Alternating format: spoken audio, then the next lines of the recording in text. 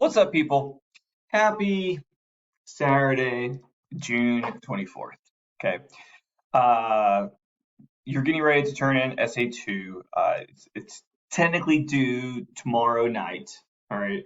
But I did want to go ahead and send out a one last lecture about editing SA2.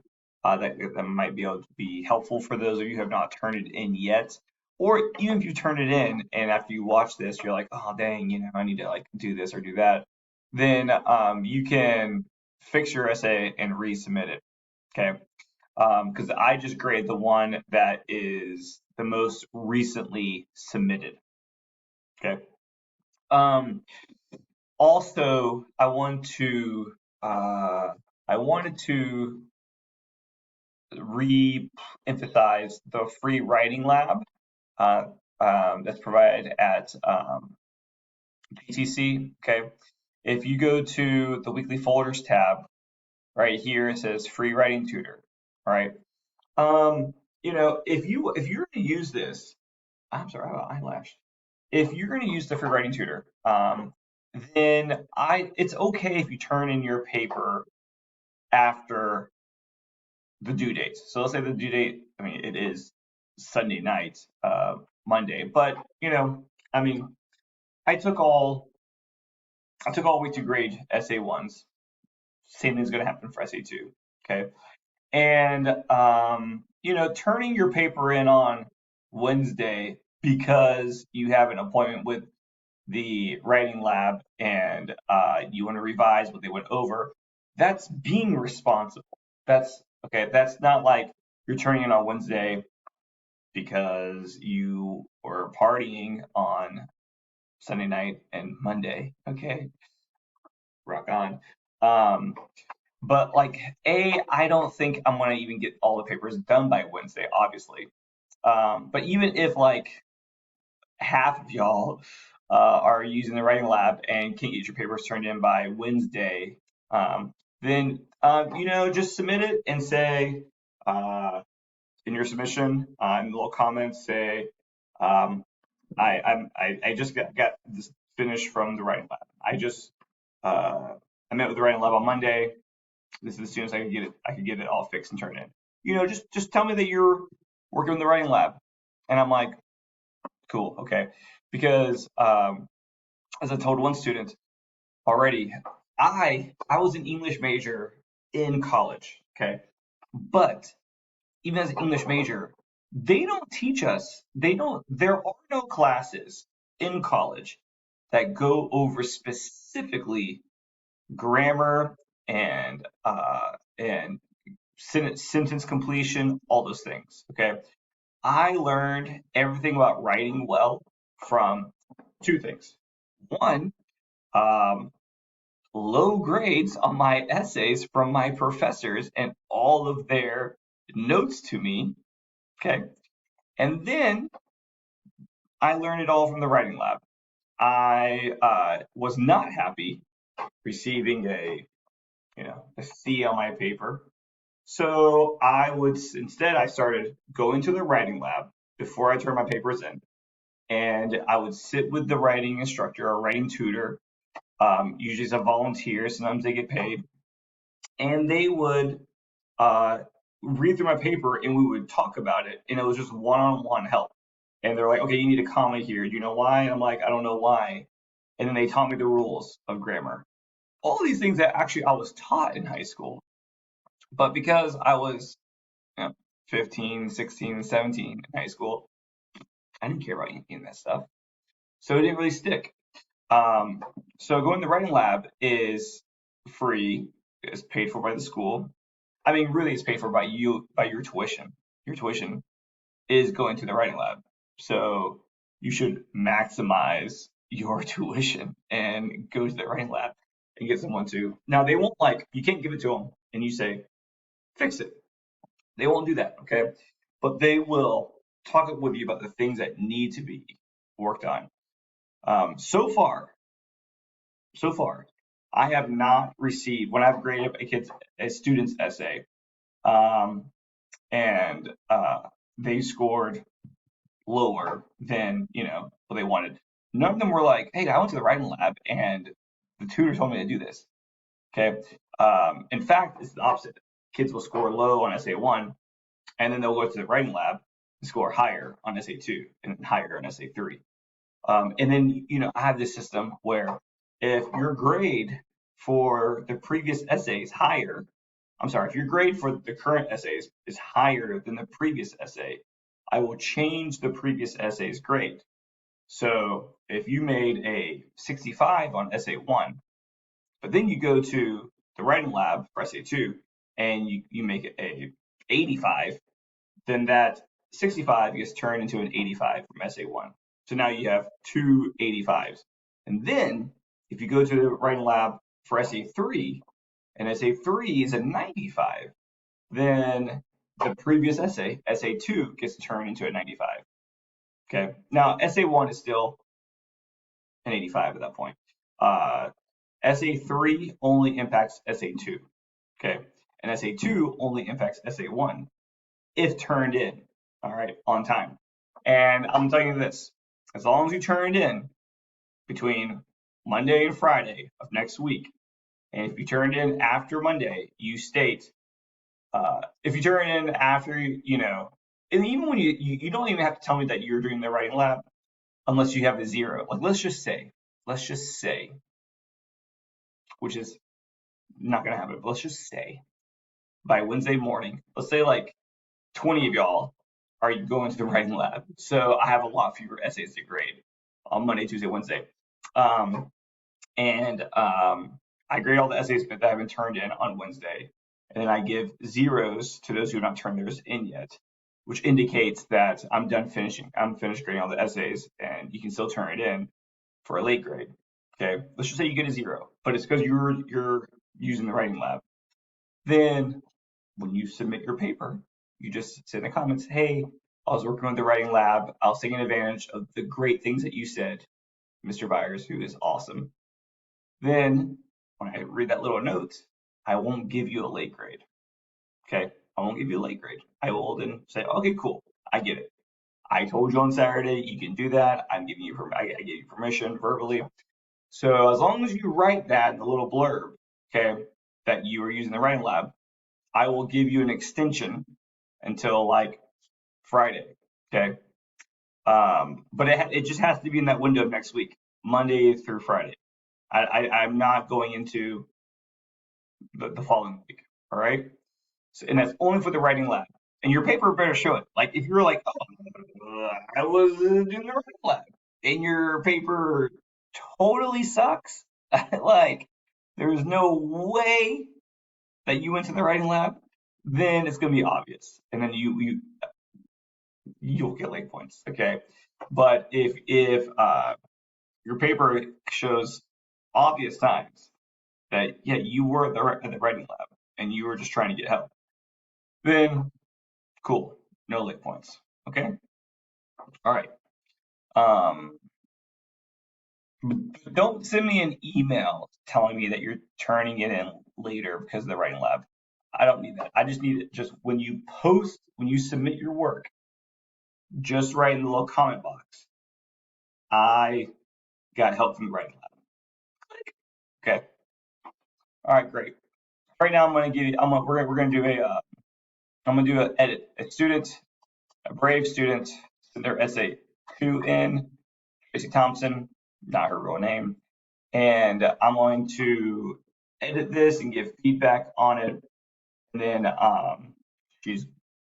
Tracy, is going to fix it and submit it. The things I go over in this are things that, what I would talk about is and apply and do and change. You should be doing the same thing on your paper, okay? Yeah, I already see some stuff. Here we go, okay. And like I said, let's just say you already submitted your paper and then you watch this and you're like, ooh, damn, I did the same thing. Then fix your paper and resubmit, okay? And you don't have to like ask me to delete your first submission, because as soon as you resubmit, it's gonna replace whichever previous version you posted originally. Okay. Okay. So let me see something. I'm gonna go down to 4, 5. Let's look up the SA2 description.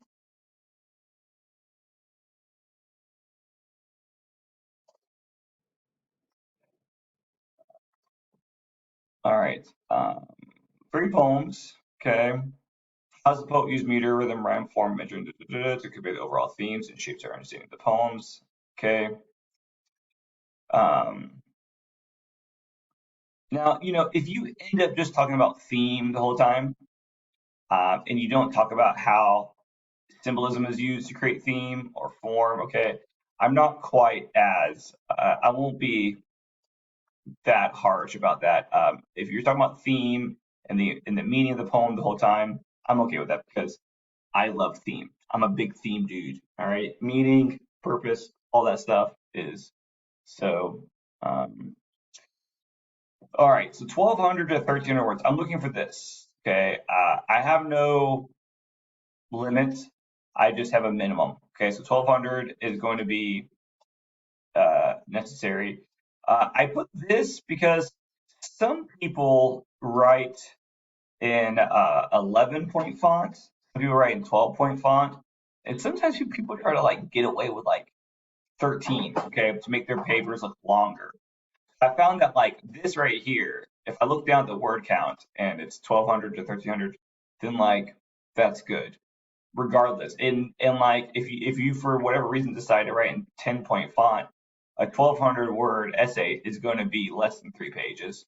If you decide to write in larger font to try to make it seem like your paper is longer, it's going to be this many pages, right? So this is easily manipulated, but this is not. I mean, you either have the words or you don't. Okay. All right, integrated quotes and our paraphrases from the text and 3 secondary sources. So those are things I'm really going to be looking for. Okay. And like, look, again, this is not a class where I'm grading your interpretation. Okay. Uh, while I hope you get stuff out of it, that's not a requirement. I am solely grading your communication, your ability to write and communicate. If it makes sense, okay, that's all I'm grading. I don't have to agree with your interpretation at all, okay, and I'm not even really paying any attention or mind to your interpretation. Just solely your argument. Are you setting it up? Are you proving it? And are you analyzing and explaining it? That's it. Okay. All right. The essence of black. These poems, which this guy. All right, poems. This does not need to be capital. It should just be poems. Are a direct essence of being black, no matter their story nor the places they are held. Being black is a statement that must be expressed in all manners.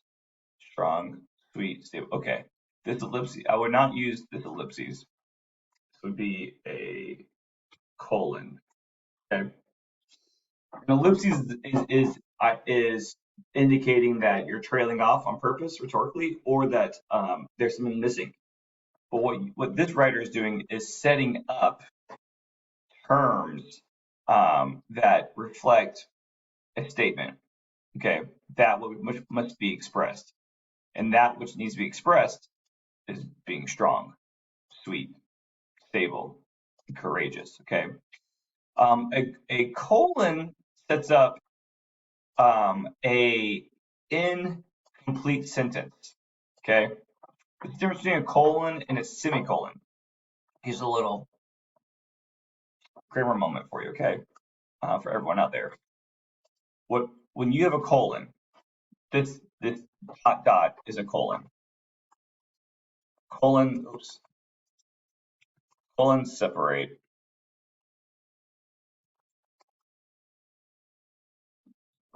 a independent. How about this? I'm just do this. A complete sentence from an incomplete sentence. Okay.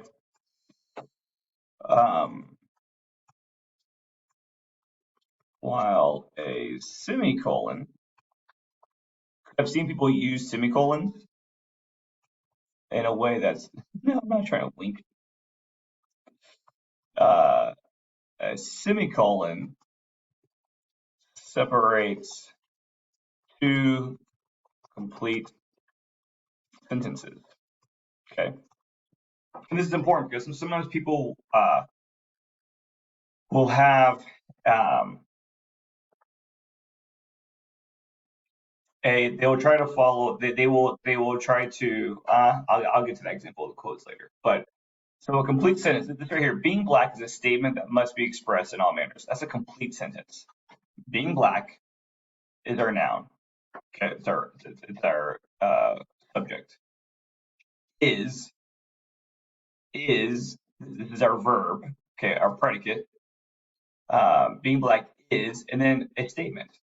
And a statement here, this is our object. Okay, our object. And this right here modifies that object. Okay, it's a complete sentence. We have a noun performing a verb, and our noun is the idea of being black. Being black is a statement. That's a complete sentence, okay? But then here, strong, sweet, stable, and courageous, that's not a complete sentence. That's incomplete. Those are just adjectives, okay? So here, being black is a statement that must be expressed in all manners, colon, what follows is a incomplete sentence that's related to the previous statement. Okay? Strong, sweet, stable, and courageous. Colons can, are good to use what we call lists, and this is a list. Okay, it's a list. To be black is to enjoy and respect the skin you are in. It has its ups and downs, but no matter the way, staying true to oneself is the main key and focus. Okay, to be black is to enjoy and respect the skin you are in. Hey, black is beautiful. Okay, I mean that's I read I love reading memoirs. It's like Asada Shakur's memoir, Angela Davis's memoir. These black activists from the 60s and 70s and that whole movement of Black is Beautiful, wonderful movement. Okay, so yeah, that's fantastic. Okay, it has its ups and downs, but no matter what, no matter the matter, but no matter the way, we need to have a comma here. Staying true to oneself is the main key and focus. Okay, it's good so far, but no reason, oops, no reason for a break here. Okay, because you haven't introduced the poems yet. Whoopsies, I misspoke. Okay, now this is serving so far as a great introduction. Okay, don't get me wrong, but remember, if you recall the notes,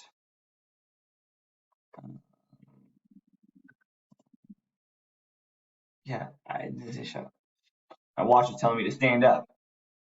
I can't stand up. I'm doing this lecture, and I'm not in a room which I can stand up. I'm recording this at like 6:50 in the morning, so everyone else is asleep. So all the places I usually record this is is filled with sleeping people.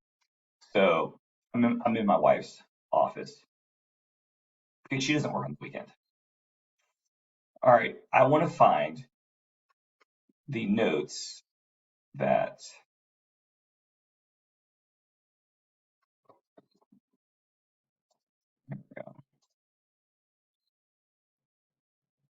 week 4 notes.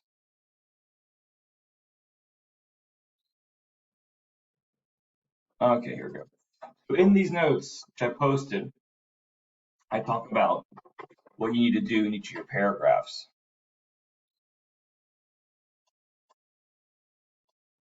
in my, even though, okay, so I posted these notes that for my fall class, so it looks like it has a fall theme. But if you go outside, it feels like fall. It's crazy. I mean, which is awesome because it's been um, our air conditioning is dying, so it's been nice to have this nice weather out. Okay, introduction. Begin talking about diverse perspectives in general, leading to the power of art and poetry, blah, blah, blah. They're doing that about, Black is beautiful, which is cool. Then move into talking about the three poets that you're going to discuss in with your thesis. All right. That's the way the introduction should flow.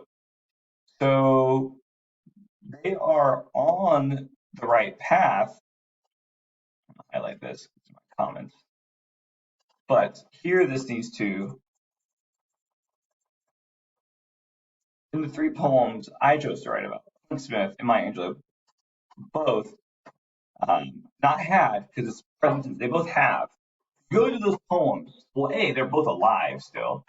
B, if you go to the poems, it's happening right there. You know they have a sense of pride in their blackness. Okay, so it's not had, which is past tense. It's have, present tense. Got to write in present tense.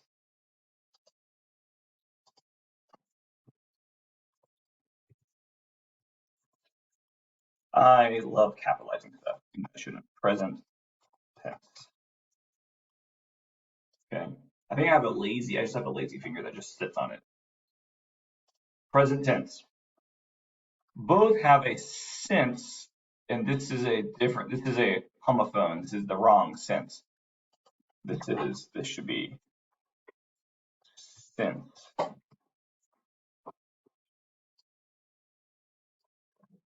Two words, same sound, but they're spelled differently. Have a sense of pride in their blackness. In the year my grandfather was born, he felt the need to explain how his grandfather's life was lived, born in bondage.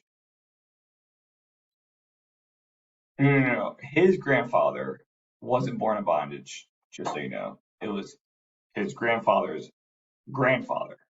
But again, I'm not editing your interpretation. Okay, so I'm just editing the communication. All right, in the year my grandfather was born, we're gonna do a comma.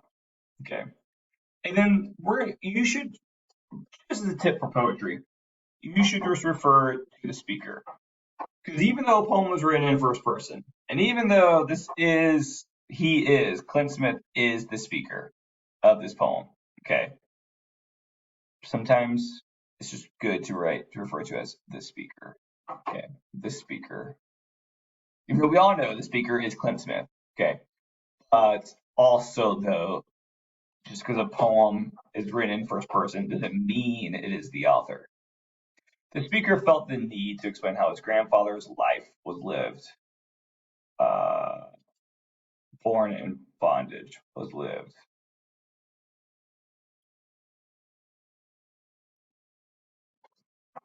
I think being born in bondage would be better here.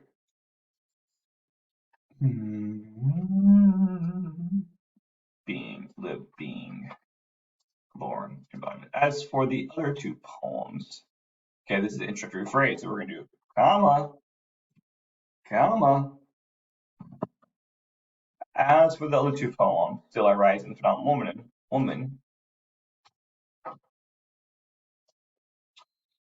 Again, you can say, instead of she, you can say Angelou or the speaker, but there's two different speakers, even the same person. We can say Angelou speaks on the pride and grace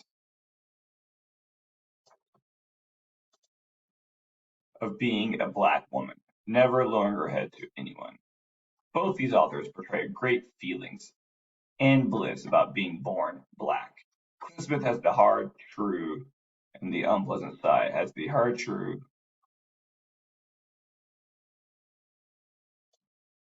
I think this is supposed to be truth.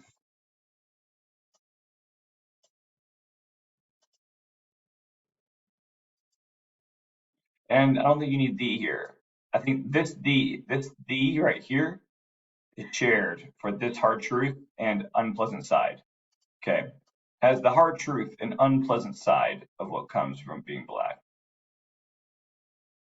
I think it's the hard truth about the unpleasant side. And that works better. The hard truth about the unpleasant side of what comes from being black. On the other hand, Maya Angelou has the peace of mind, the bravery, if you will. The bravery, if you will. This is a to her black. Okay. So the thing with commas is that like a sentence, the bare necessity of a sentence is what we call subject, predicate, object. Okay. The subject is the noun. The predicate is the verb that's happening to the noun, and an object is possibly what this noun is doing to the object. Everything else is extra, which we love extra sense. We love the extra in the sentences. I love the extra in, my meals. I like extra stuff. I like the sauces, right? I mean, like if we do the traditional meal, all you need is you should have a fat, a carb, and a protein. So that's like you should have, a slice of meat.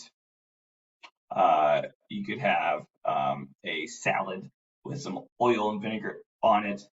And then you might have like carrots. Okay. But then like you want to spice it up. You want to add extra stuff to that. You want to add the seasoning and maybe some sauce to it. Complement it up, with some that's kind of refreshing, maybe some lemon juice. So like in our sentences, when we have additional little comments and side comments, things that we might call like a positives, you have to offset those with commas to indicate, I know this is not like necessary, but I'm adding this in for additional information or just for the aesthetic of it. So like this sentence right here. So here we have a complex sentence because we have two independent clauses, two complete sentences put together, and then we have the transitional phrase. So we have Clint Smith has Clint Smith is our subject. He's our noun. Has, this is a verb. He's holding it. He has it. Okay. And then what does he have? So Clint Smith is what we call our subject. Has is our verb, or what we call our predicate. Okay. And then what does he have? He has the hard truth about the unpleasant side of what comes from being black. Okay. This whole phrase right here is our object. Okay. Complete sentence. So now we have to connect those with what we call a conjunction, because we have a comments have appeared here, which we want to connect to this next one. So this right here, which on the other hand, okay, which is a good phrase. This is a conjunction that implies a contrast. It's great, okay? It's a conjunction that's being used to connect Maya Angelou. She is our subject of this independent sentence. Has, again, is our verb / predicate, same thing. And then the peace of mind. Okay, the peace of mind, which this is an object. But then we have this little injection. This is an injection. Bravery, if you will.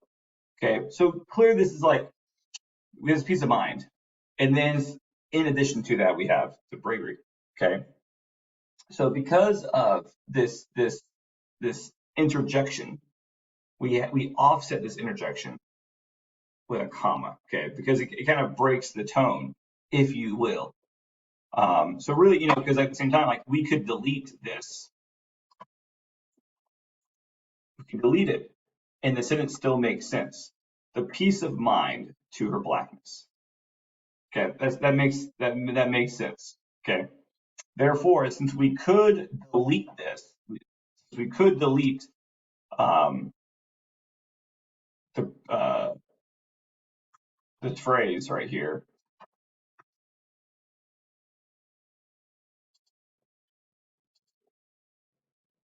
which I'm trying to get back to the original.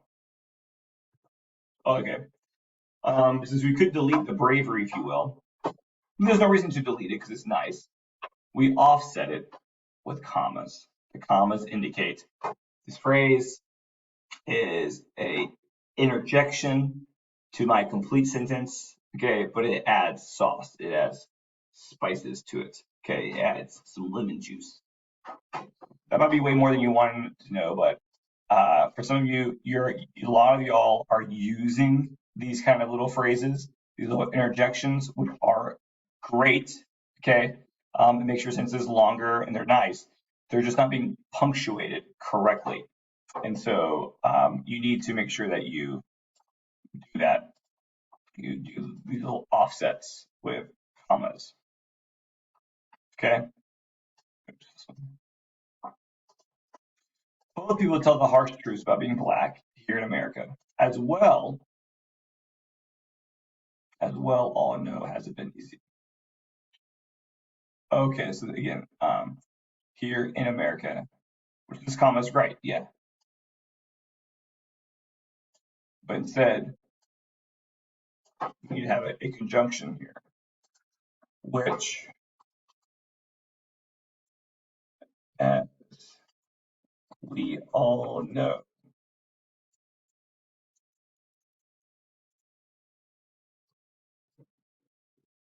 actually,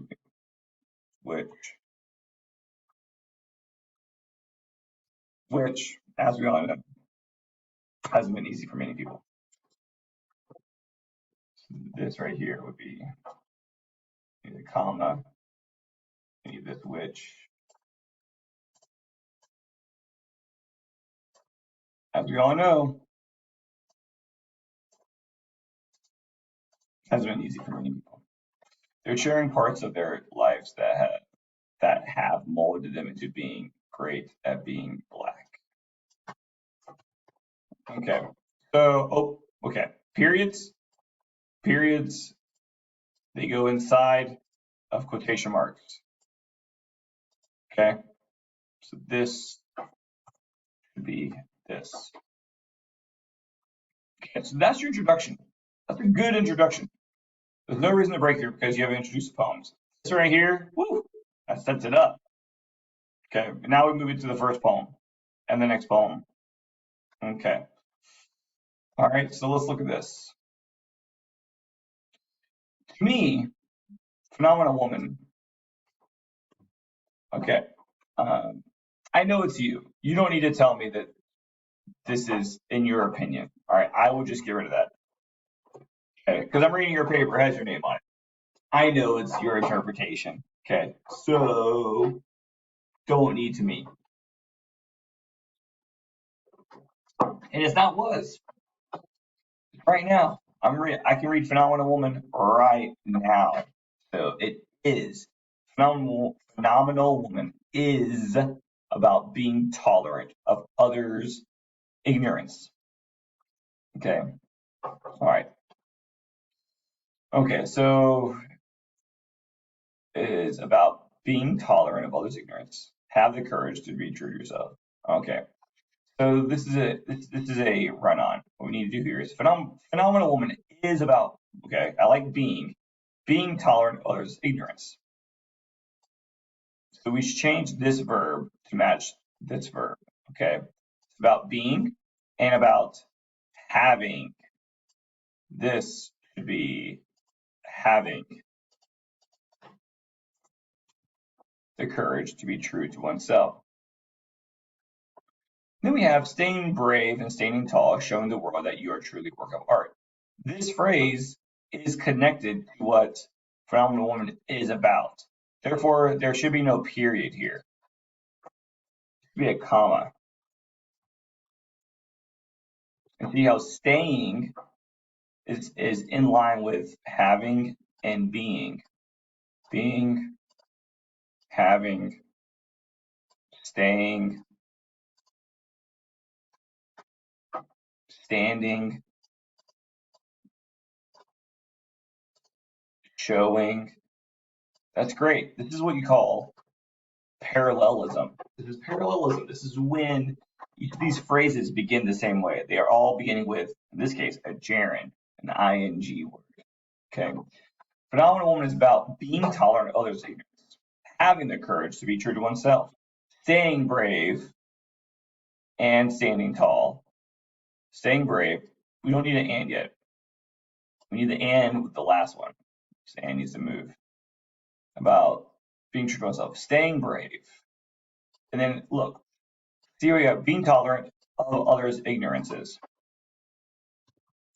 having courage to be true to oneself, showing the world that you are truly a work of art. So all these have like, we have an ing word, and then we have an adjective, and then we have like a phrase. So what I would say to this writer right here is that staying brave,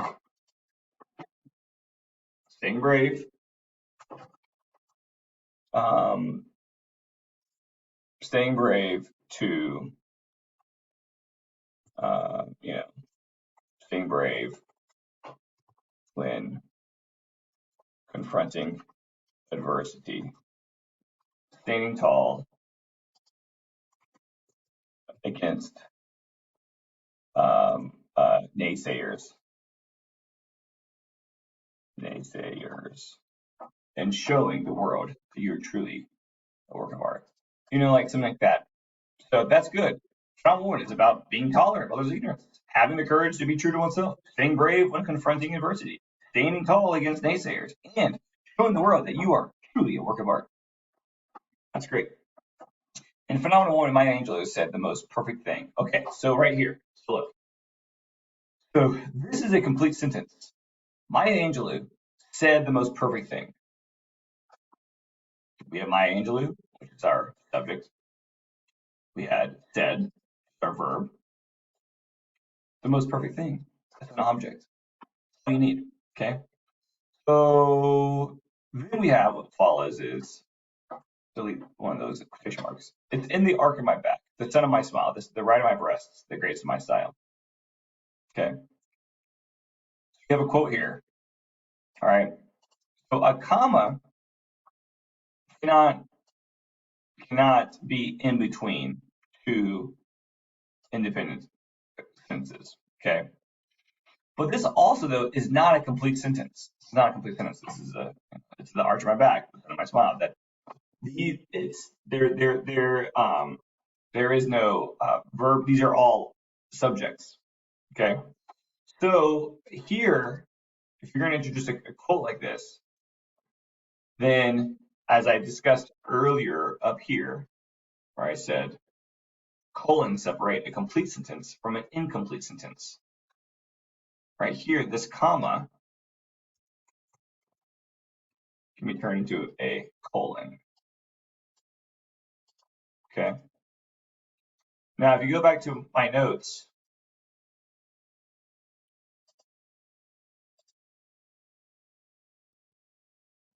oh, here we go. Okay. If you recall, way up here, or this might be the previous. Let's see here. Nope, this is week 3. Let's go to week 3, summer.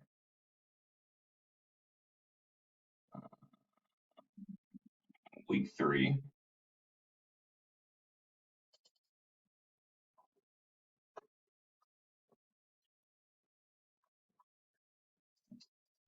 There's one of these I discussed about your steps of poetry.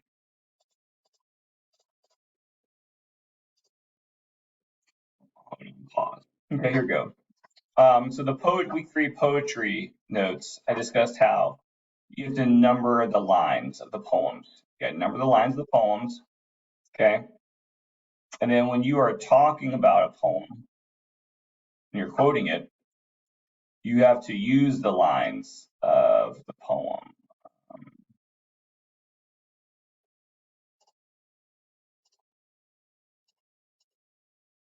you have to refer to,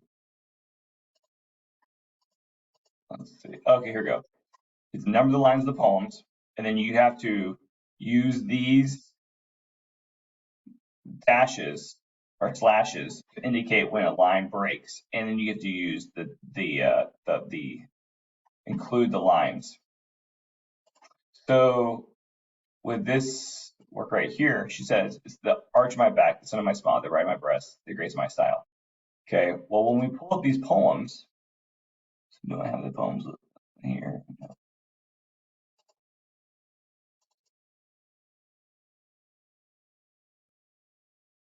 When we go to her poem,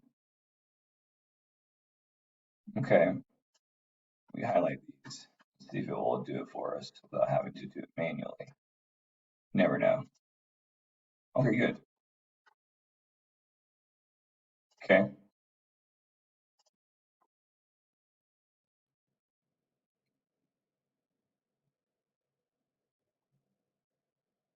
This is the arch of my back, the sun of my smile, the right of my breasts. So that is down here. Okay. 38 through 40 or 41. 38.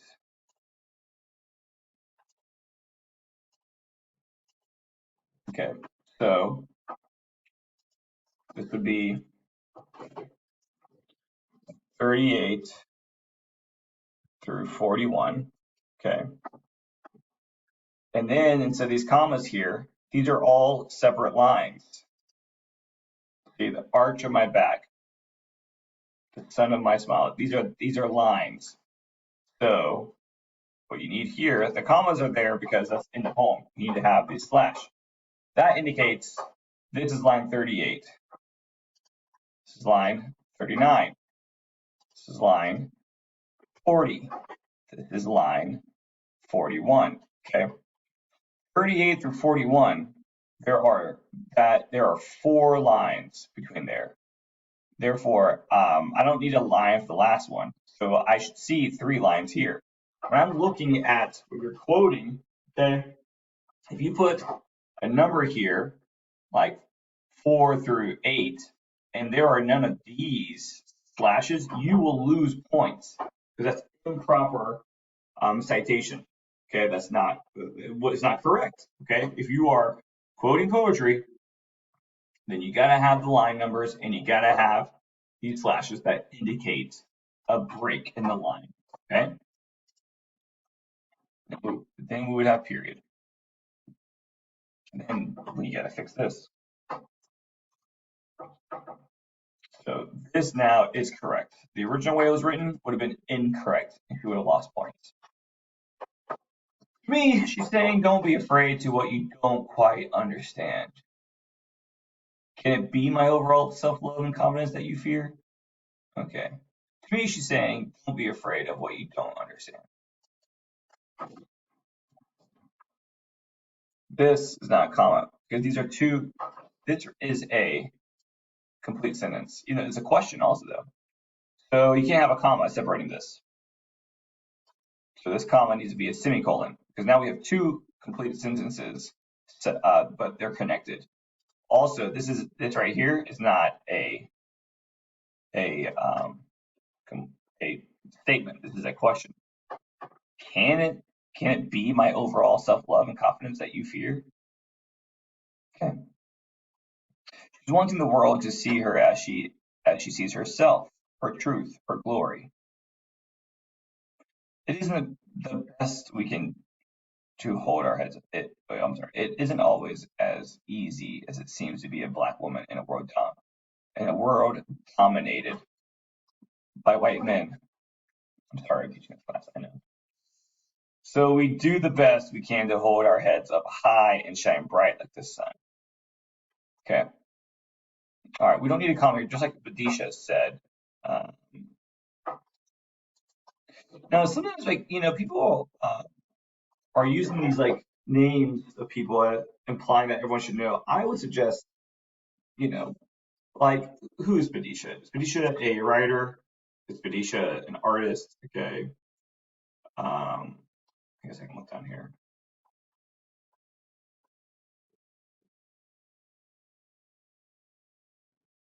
Okay. Like, provide a little bit of introduction to like who these people are. Uh, British broadcaster. Cool, Vidisha. That's awesome.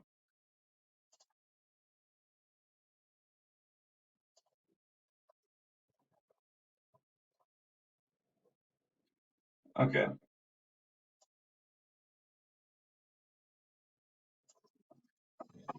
The British broadcaster, Vidisha.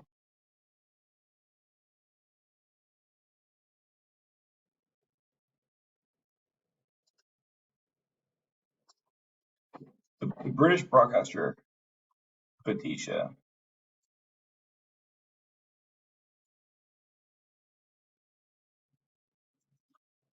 has, has exclaimed that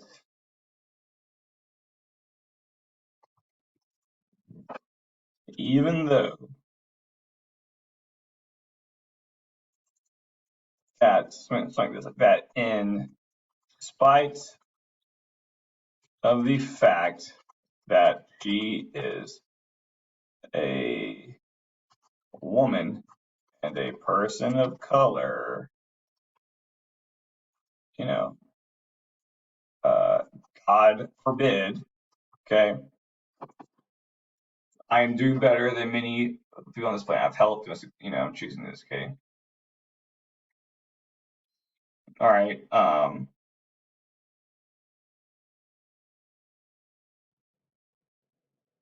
As in like, you know, yes, I'm a woman, person of color. Okay. There's no reason to the white male patriarchy, F off. I'm doing better than many people on this planet. Okay. And blah, blah, blah, blah, blah.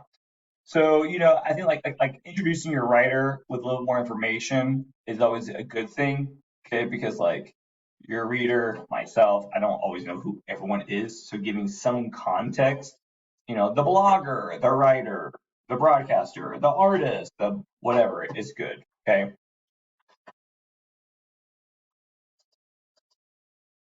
Okay. And so I think that like after, I don't like secondary quotes at the very end. I think there needs to be some like working in. Okay. So like here, I think it would be like something about how oops, connect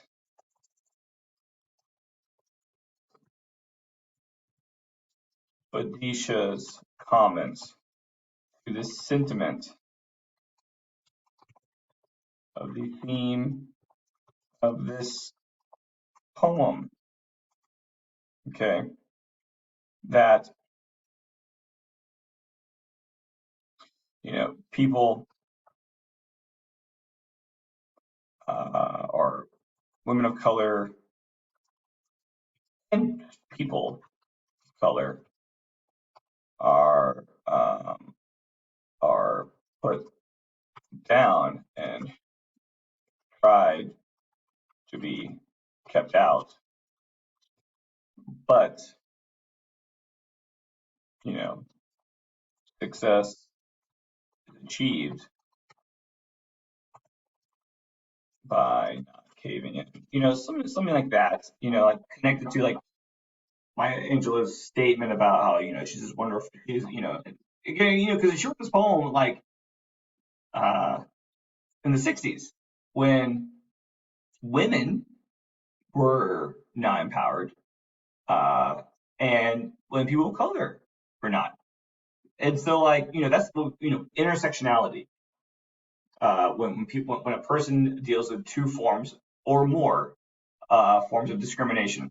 So while a white woman might be fighting for gender equality, she already has the white power of the system that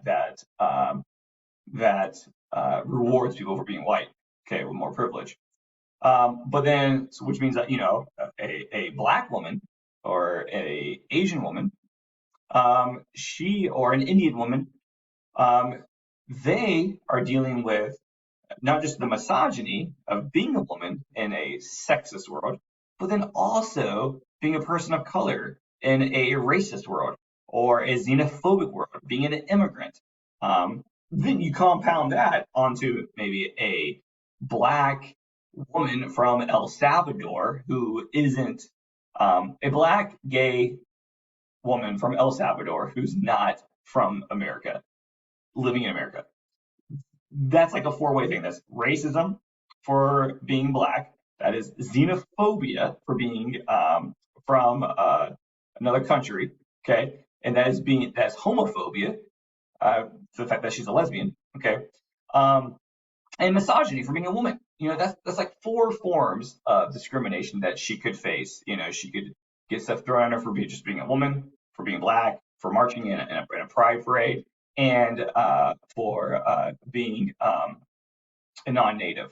So, those things really, really, really impact people. And what my Angela here is saying is that, like, in spite of all the hate out there, I know, and then not even to get into body images, body shaming. That's another form of discrimination as well. All right. I mean, this world it punishes people for being larger.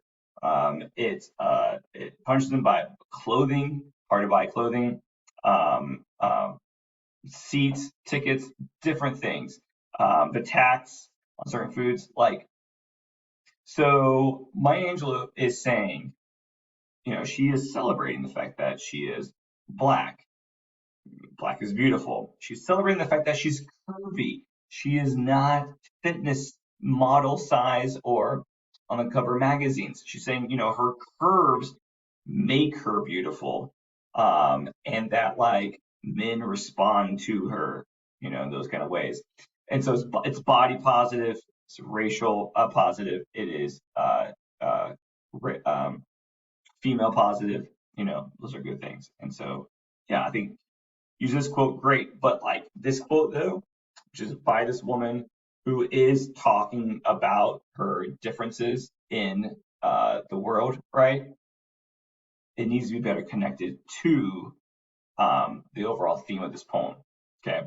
The way that this way that this quote is being used currently feels more like a garnish, okay, a garnish rather than actually being implemented into the meal.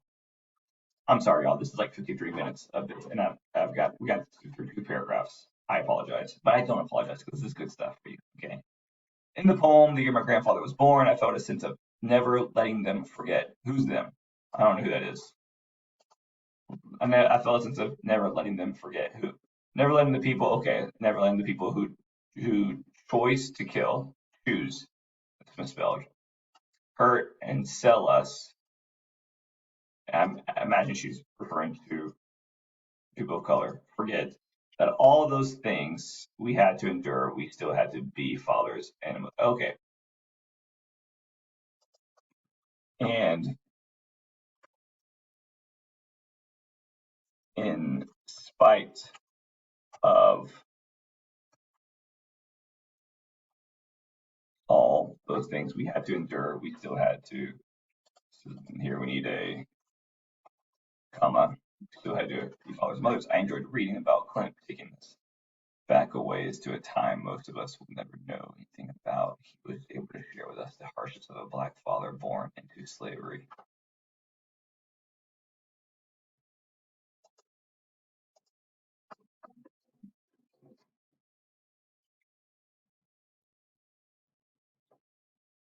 In this quote, okay, I don't like it when people write in this quote. No, no, no, no, no. Find a better way. Okay.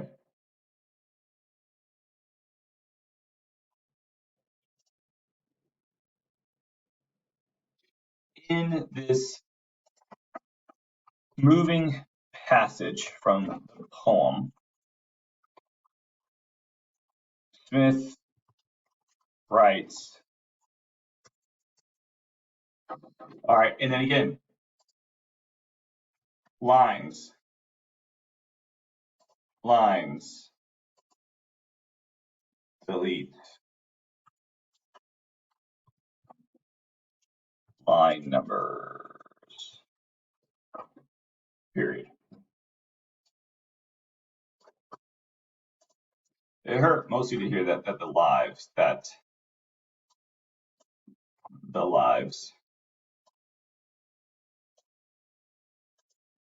of Black people during that time, even now, were nothing to write home. Were nothing to write home about. Families having to go on with their lives after such a horrible tragedy is just sticking to my soul. Okay. Okay. No parentheses. And who is this? Okay, I don't know that it's these words. Took me from fear to a rage that burned in me then, and that makes me now, and will likely leave me on fire for the rest of my days. Okay. This is a cool quote, which I think is like probably speaks to what Smith hopes for will motive, like will happen in the reader. So I think you should say something like, Hamilton, um,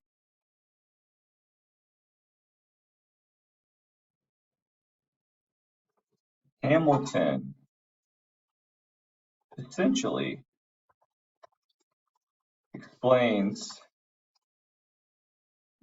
the effect that Smith wants his poem to have on his readers when he writes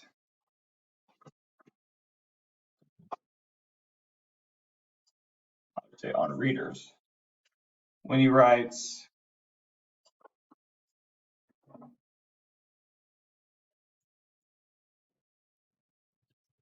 it took me from fear to okay. All right.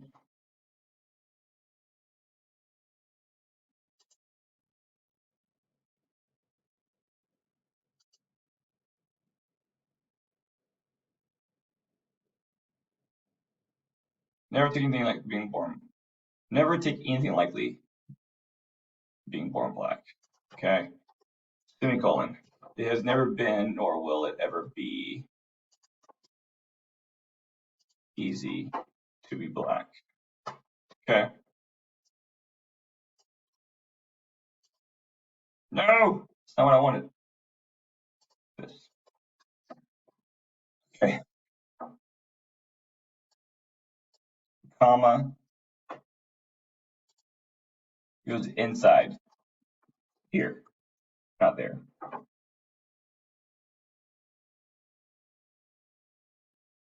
Is speaks. Present tense. Speaks. Speaks.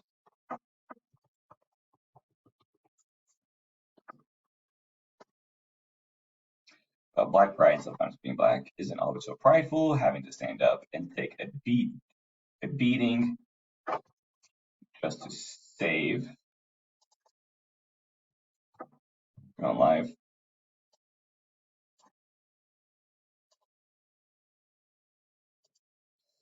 I do want to go ahead and admit that, it is difficult.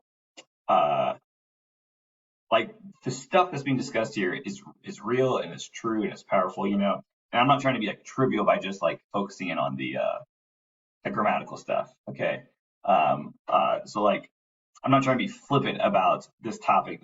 Everything that this person is discussing, I believe to be true. Have I experienced it? No. Okay. But like I think that this resonates and it is a very solid voice, And even though I'm just focusing on right now the grammatical stuff. Okay. Okay. Being black isn't always so prideful, having to stand down and take a beating just to save your own life. It's a task I dare white people to take hold of. I hear you. Still, I write. She gives us a very detailed play out of all that she has risen from throughout her life when she's put up against the wall and broken into repeats that she knows she still must get up and dust herself off. Yeah. Okay, here in this quote, she says strong words. Okay. We can sense her strength when she says. The reader can sense her strength when she asks.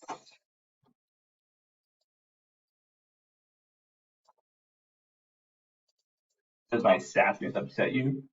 Why are you beset with gloom? Because I like to walk. I've got oil wells pumping in my living room. Okay. So again, great, but we need slashes and line numbers.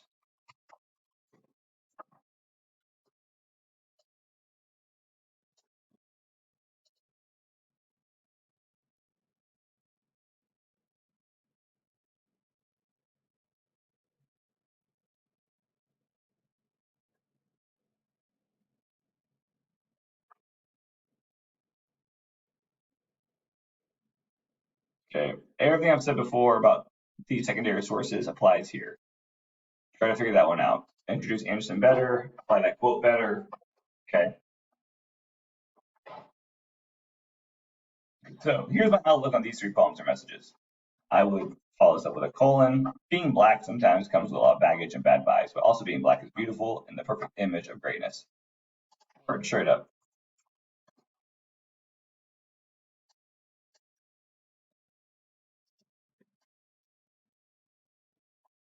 Never stop believing in yourself and always putting you first. Black isn't a trend, it's our way of life and love. Yeah, totally. All right, how about I'll do a semicolon here. And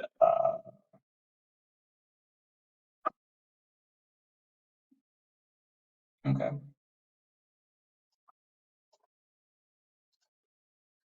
All right, works cited page needs to be on its own page. People lost points last week because of that. All right, the second lines need to be indented. If I go to this line and hit tab, the whole thing moves over. That's annoying. If I go to the end of the previous sentence and hit tab, it scoots over.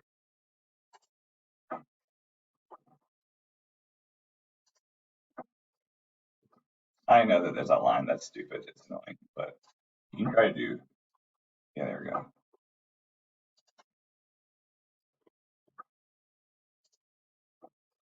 Boom. Okay, works cited page. Great, done. Okay, that's it. Those are my edits. That's kind of how I go through y'all's when I grade them. Okay, so Trace Thompson, not your real name. Help you apply all that stuff and get it done. I hope you all found this helpful and useful. I hope you all will really put forth a lot of editing into paper 2. The grade, if your grade for paper 2 is higher than the grade for paper 1, I will place paper 1 grade. Okay, if you want to take advantage of the writing lab and use it this week, cool, do it. Submit your paper after Sunday, which is fine. Just make sure you state in the little comment box when you're submitting your paper that I used the writing lab. That's why I'm trying to get it on Thursday or Tuesday or Wednesday. Okay. If you have any other questions, let me know. Okay. Bye-bye.